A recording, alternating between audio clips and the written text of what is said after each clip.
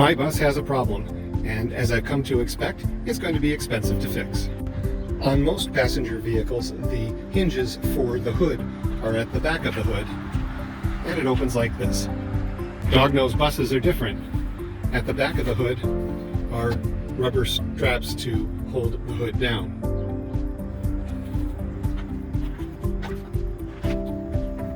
The hinges are at the front of the hood. I demonstrate how the hood opens, but I can't. That's the problem.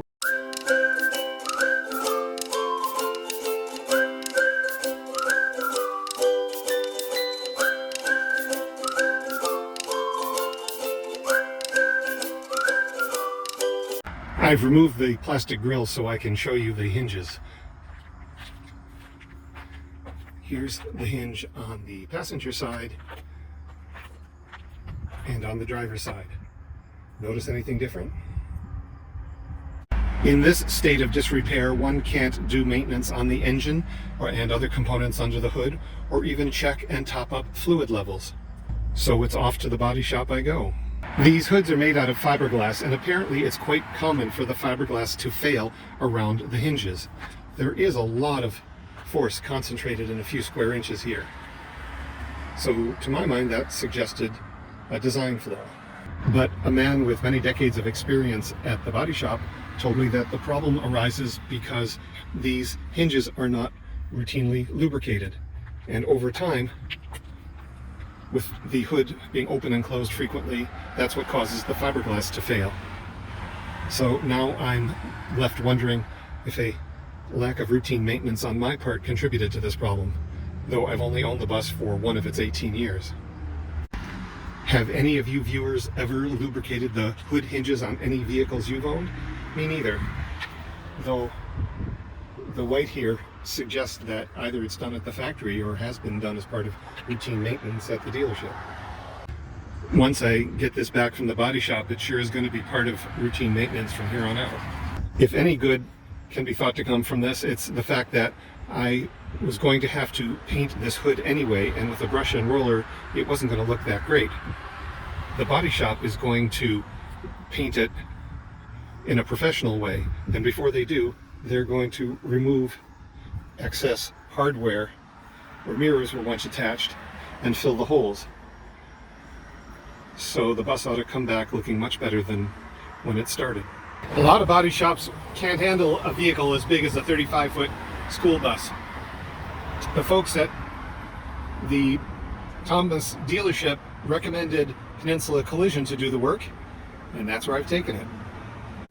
The hood is going to be removed from the rest of the bus, and the bus then driven to a larger lot while they work on doing the repairs. The grill is off. Now for the hood removal. I think the bolts attaching the hinges to the fiberglass are really torqued on tight.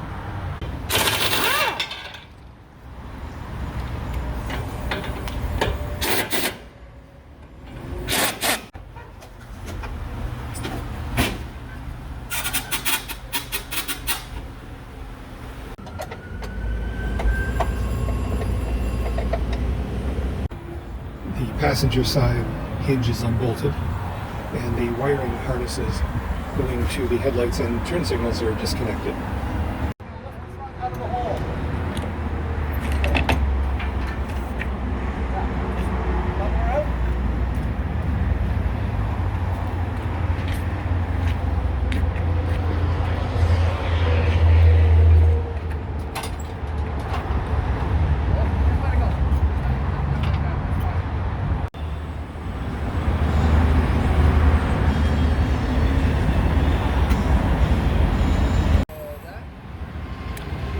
Now, the hinges, in fact, are moving freely. But they're definitely wore out. What is this? Too much wobble. Gotcha. This is one of the two hood hinge pins and bushings. The body shop indicated that there was wear in both of them, so I went over to the dealership, which is just a block away, and for about 86 bucks all in with tax, Canadian, I'm going to get a whole 2 new sets of these.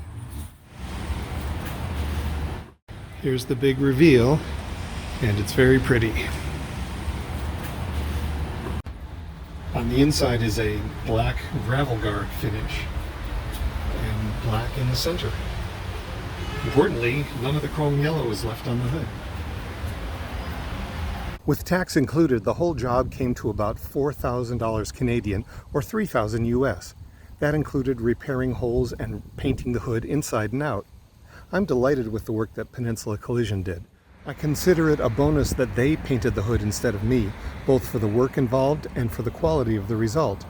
I was concerned about overspray onto nearby vehicles if I spray painted the bus, so I was going to tackle the hood with a roller and brushes. This is so much better.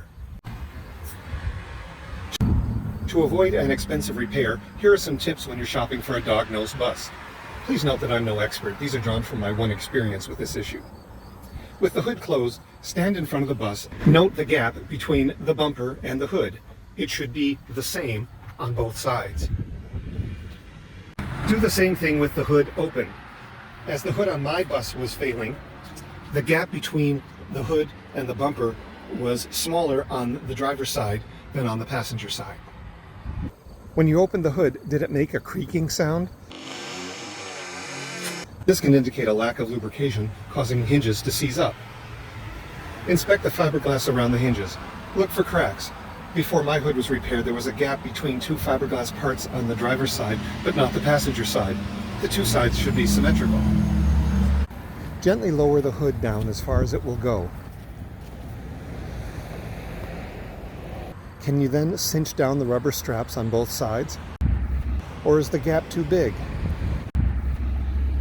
Before my hood was repaired, I had to let the hood drop about a foot from the bottom so the weight of the hood would cause the fasteners to drop into place. This indicates a lack of alignment.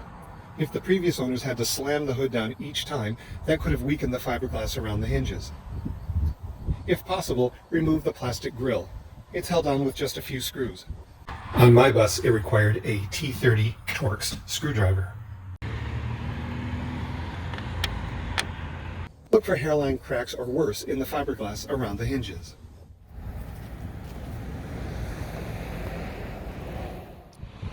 If you already own a dog-nosed bus, here are some tips to avoid an expensive hood repair.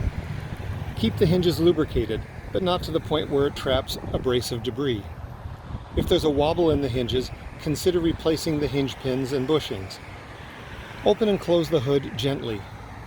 If you have to let the hood slam down in order to cinch it closed, get it aligned.